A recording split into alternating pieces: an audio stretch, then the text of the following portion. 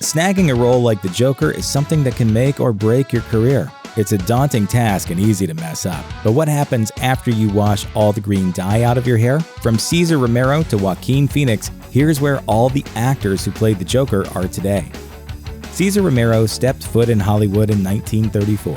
The self-proclaimed Latin from Manhattan was known as a professional dancer, and though he would have excelled as a leading man, most of his major roles were supporting parts. He was cast as the Joker in the cheesy 1966 Adam West Batman series, marking him as the first actor to ever put on the character's purple tuxedo.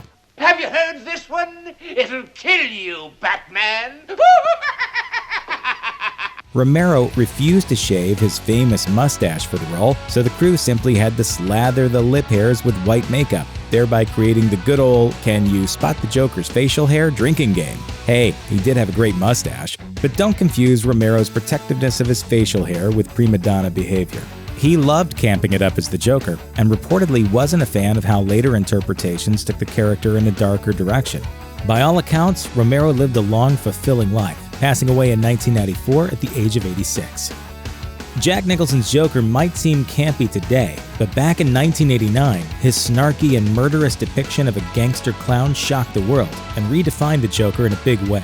Insanely enough, when Warner Brothers first courted Nicholson for the role, he balked at it. In order to push Nicholson into a decision, the producers started talking to Robin Williams about the part. And soon, Jack came back with an unconventional proposal. He agreed to take a substantial pay cut on his salary, so long as he earned a percentage of the film's total earnings, merchandise included. When Batman Mania swept the nation, Nicholson earned over $50 million from it. You can make a good decision when you try. Nicholson's career was already huge pre-Batman, and his post-Batman career continued steadily, with a particular highlight being his 1997 Oscar win for As Good as It Gets. Sadly, in recent years, he's disappeared from the public eye, and rumor had it that memory loss was to blame. Nicholson, however, told The Sun in 2013 that he was just simply being more selective with the roles he was taking. To most people, Mark Hamill's defining role is Luke Skywalker. But for others, his defining role will forever be the Joker, a character he's voiced for almost 3 decades. Back when the 1992 animated series was first in production, though, Hamill wasn't exactly the producer's first choice. They'd already hired Tim Curry, but when Curry came down with bronchitis, the part opened up and Hamill came in swinging. Since then, Hamill has become one of the most prolific voice actors in the business. He played Chucky in the Child's Play remake, the Hobgoblin in Spider-Man the Animated Series, and the scientist in Dark Crystal Age of Resistance. But when it comes to the world of voice acting, the Joker is still his touchstone role. He's the voice that fans always want to hear coming from the clown's mouth, and he's referred to his time in the role as being an honor. Most recently, he let loose with his Joker voice on Twitter, reading aloud some of President Donald Trump's more bizarre tweets, his trademark cackle. Happy New Year to all, including to my many enemies. Now that superhero movies are coming out left and right, it's crazy to imagine comic book fans getting excited over a silly commercial. Back in the early 2000s, though, the Batman franchise had been thoroughly assassinated by the 1997 flop Batman and Robin. So it was a big deal when The Dark Knight starred in a series of advertisements for OnStar, the in-car communication service, one of which featured actor Curtis Armstrong as the Joker. This is how you exterminate a bat! Does this guy look familiar to you? Behind the makeup? He should. Many will recognize him as Booger in Revenge of the Nerds, but he's had roles in all kinds of movie and TV projects. He never got to extend his Joker performance to the big screen, but recently, Armstrong managed to snag another quirky comic book character. He recently voiced Ezekiel the Cockroach in the DC Universe series Doom Patrol. Today, DC's Birds of Prey is about to become a big-budget film, but back in 2002, the property was adapted into a middling TV series that, well, didn't go so well, but you can't fault it for trying. The show depicts a post-Batman New Gotham City, where Batman's daughter Helena teams up with Black Canary and Oracle, the former Batgirl, to fight crime. The Joker appears in the first episode, mainly just to reenact the infamous Killing Joke sequence where he paralyzes Barbara Gordon. Though the Joker's voice here is very obviously that of Mark Hamill, the guy on the screen is a stunt performer named Roger Stoneburner. Knock, knock.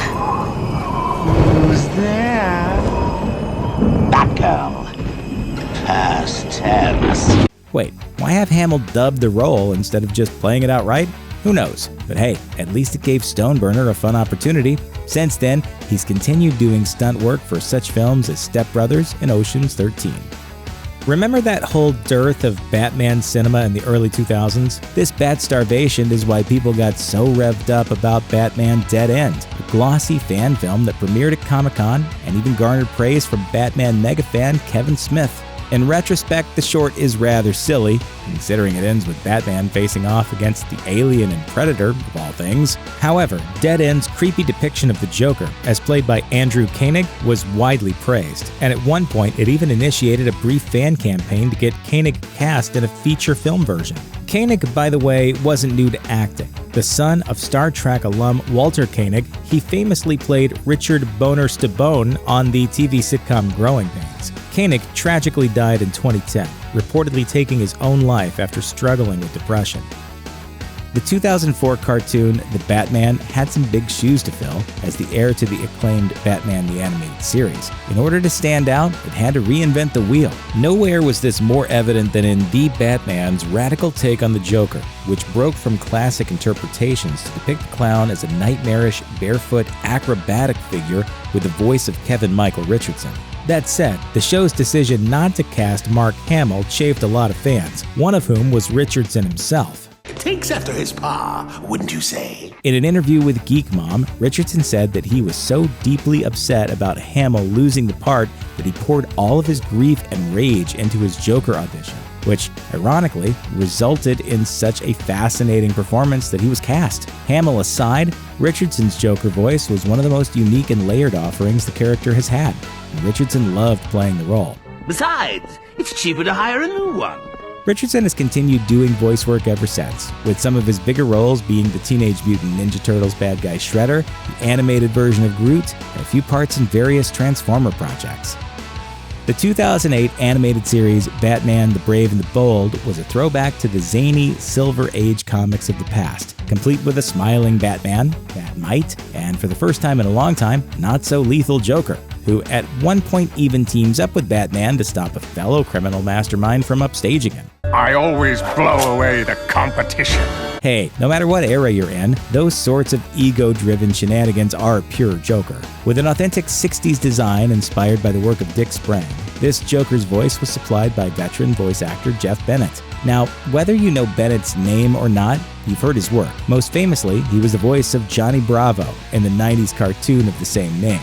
He's also supplied voices for many other popular franchises since then, including Scooby-Doo, Young Justice, and Kung Fu Panda. Heath Ledger's depiction of the Joker is arguably the most iconic version of the character to date. When interviewed by Empire, Ledger said he prepared by reading all the relevant comics, locking himself in a hotel room, writing his own Joker diary, and experimenting with voices until he found the perfect Joker within. Needless to say, his portrayal ended up being a stunning win, netting the actor a posthumous Academy Award. How about a magic trick? By now, everyone knows about the sleep deprivation that Ledger suffered while he was playing the Joker, and the tragic fact that he died from an accidental overdose of prescription sleeping medications. However, the common belief that Ledger died because of some inherent darkness in the Joker role, or a Joker curse, is false. As his sister later explained, he loved playing the Joker, had an amazing sense of humor, and certainly wasn't depressed about it. His insomnia issues, in reality, went much farther back. John DiMaggio is a former stand-up comic best known for his role as the alcoholic robot Bender on Futurama, though he's played live-action roles in shows like NYPD Blue and Chicago Hope. He voiced the Joker in the animated film Batman Under the Red Hood, which tells the story of a former Robin, Jason Todd, rising from the ashes and becoming a vengeful vigilante, with his sights set on the Joker's death. In an interview with Comic Mix, DiMaggio acknowledged that, like Heath Ledger before him, he also looked toward a certain Stanley Kubrick film for inspiration, describing his Joker as being like, quote, Cesar Romero if he was in A Clockwork Orange. Since playing the Joker, DiMaggio has continued mostly working as a voice actor in cartoons like Ben 10 and American Dad, stating that he generally prefers the laid-back studio experience of voice acting to the constant patience required for live-action roles. To most viewers, Michael Emerson will forever be the villainous Benjamin Linus from Lost. though others might recognize him as Harold Finch from Person of Interest or Zepp Hendel from Saw. Either way, if you don't know his name, you definitely know his face. And you might not realize that back in 2012, he voiced the Joker for the two-part animated film adaptation of Frank Miller's The Dark Knight Returns. I'm through playing Joker. Be still my heart. Yes, Ben Linus really played the Joker, and yes, he did a fantastic job. Emerson reportedly admitted that playing the clown prince of crime was one of the most intimidating ventures that he ever undertook. After all, the character's legacy is hard enough to grapple with, but when you combine it with the sheer number of excellent performers who've done it before, it's hard not to balk at it. Since hanging up his animated blazer, Emerson has stayed in the DC universe, going on to play Caden James on Arrow. If you've ever tried to figure out what exactly was going on with the would-be future Joker storyline on the Batman prequel series Gotham, well, good luck. Basically, it involves a young maniacal psychopath named Jerome Valeska, who seems like a pretty Jokerish individual, then dies, but not before turning his twin brother, Jeremiah Valeska, into a pale-skinned, equally unhinged figure who later becomes the real Joker, eventually. It's time to stop taking ourselves so seriously. Wonky plots aside, if there's one thing that everybody can agree on, it's that actor Cameron Monaghan made a fine Joker, even when he wasn't being called that. Monaghan earned acclaim from fans for his interpretation of the Jeremiah role, convincing the producers to lean deeper into the Joker storylines than they initially intended. Based on Monaghan's successful Gotham work, it's likely that he'll have a whole bunch of new job offers lined up soon. When Texas musician and voice actor Troy Baker was hired to play a younger version of Mark Hamill's Joker for the prequel game Batman Arkham Origins, he knew he had big shoes to fill. As a big fan of Hamill's performance, he knew the stakes, but his performance has been well received. Baker has gone on to play the Joker on multiple occasions since, also voicing the likes of Harvey Dent and Jason Todd in other games in the Arkham series. You'll get to see him reprise one of his best-known roles, Joel in The Last of Us, in that game's sequel in 2020. These days, it's undeniable. Jared Leto's messy, bizarre performance as the Joker in Suicide Squad didn't turn out well for anyone, least of all viewers. He was barely in the movie, and mostly made an impact from the long promotional lead-up, in which Leto was alleged to have sent strange and disgusting gifts to all his co-stars. It was way too much, far too little, all at the same time. While Leto's Joker has his defenders, the character mostly came across as an unhinged, over-stylized weirdo. So now, he's looking for redemption in yet another comic book role. While it was reported in 2018 that a solo movie for his version of the Joker is in development, he'll first star in Sony's burgeoning Spider-Man expanded universe as the anti-hero Morbius, the living vampire. Zach Galifianakis voiced the Joker in the Lego Batman movie. Now, sure, Lego Batman might have starred little animated toys as characters, but it still tapped into the unrequited love story between Batman and the Joker. In lots of Batman media, that kind of thing is more subtext. In the Lego movie, it's the central plot. There is no Batman without the Joker. We go together like coffee and donuts, lapel flowers and rubber chickens, mayhem and destruction. It's been reported that when Galifianakis was first offered the Joker role, he immediately agreed, before realizing that he was being offered a Lego version of the character rather than a live-action part. If he was disappointed, he got over it and turned in a fine performance as the toy clown prince. Already high profile when he took the role, he's remained famous since then, going on to win widespread acclaim and an Emmy nomination for his role as a clown in the TV series Baskets. Finally, the ball is passed to Joaquin Phoenix, who stars in the 2019 film Joker. While Phoenix certainly isn't the first person to play the clown, and he won't be the last, his portrayal is a little different. While most actors usually play the Joker as a suave master criminal, Phoenix is giving us a tragic, embarrassing failure named Arthur Fleck. His performance has drawn critical acclaim. Is this a joke to you? After Heath Ledger, Phoenix has been the first big-screen Joker to truly turn heads, and the movie's premiere at the Venice Film Festival earned 8 minutes of applause, with Phoenix's performance seeming to be the key element. To dive into the role, it's been reported that Phoenix purposefully lost 52 pounds, which caused him to, in his words, start to go mad. Phoenix also said that the Joker's bizarre and unpredictable nature fascinated him throughout production. Even on the last day of filming, he claims to have still been discovering new aspects of the character. What about all those guys who played the Joker in various animated series, direct-to-video films, and video games over the years? Here's what they've been up to. Strap in.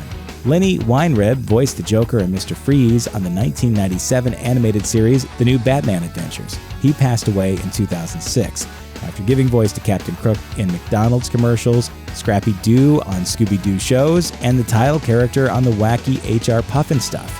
Weirdly, the Joker showed up on the new Scooby-Doo movies in the early 70s, but this time voiced by notable TV character actor of that era, Larry Storch. He's best known for his role as Corporal Agarn on F Troop, and he continues to work into his 90s, acting in plays and working through the personal appearance circuit. In the 2014 animated small screen film Son of Batman, veteran voice actor D. Bradley Baker took a turn at portraying the Joker for a very brief cameo appearance. He's likely far more recognizable for his work as talking East German fish Klaus on American Dad. Animation wouldn't be the same without Frank Welker. Playing the Joker on Super Friends is just one of the prolific voice actor's classic credits. Alongside Scooby-Doo, Hefty Smurf, Curious George, Megatron on Transformers, and Nibbler on Futurama. He also voiced Grimace in the McDonald's commercials. In 2016, he was awarded an Emmy for Lifetime Achievement. Brent Spiner voiced the Joker on Young Justice, but he's still best known as Data from Star Trek The Next Generation. He recently reprised his role of an alien researching scientist in Independence Day Resurgence and was a regular on Cinemax's Outcast. And in 2020, he'll return to the role of Data in Star Trek Picard. There is perhaps only one villain who can match the Joker in being both terrifying and amusing: the Crypt Keeper, the ghoulish puppet host of Tales from the Crypt. John Cassier voiced the character, and in 2010, he joined the world of Batman, portraying the Joker in a series of Super Friends shorts. He's also appeared in hundreds of projects, most recently major animated fare like the Angry Birds Movie 2, the Emoji Movie, and the Grunge. 2016's Batman Return of the Caped Crusaders marked the return of the cast of the campy 60s Batman. Adam West and Burt Ward, with Jeff Bergman taking on the role of Joker, replacing the late Cesar Romero. This was a break from his regular gig, succeeding Mel Blanc as the voice of many Warner Brothers characters, including Bugs Bunny, Daffy Duck, and Elmer Fudd. A gifted mimic, he also plays Donald Trump on Showtime's Our Cartoon President series. The fabulously named Lloyd Floyd worked steadily in video games and animation for nearly 20 years before he portrayed the Joker in DC Super Friends. That's about the last major credit for the voice actor, who also recently portrayed Luke Skywalker in the video game Disney Infinity 3.0. It's weird how much those two have in common. Is the dark side stronger? Yes! Check out one of our newest videos right here. Plus, even more grunge videos about your favorite stuff are coming soon. Subscribe to our YouTube channel and hit the bell so you don't miss a single one.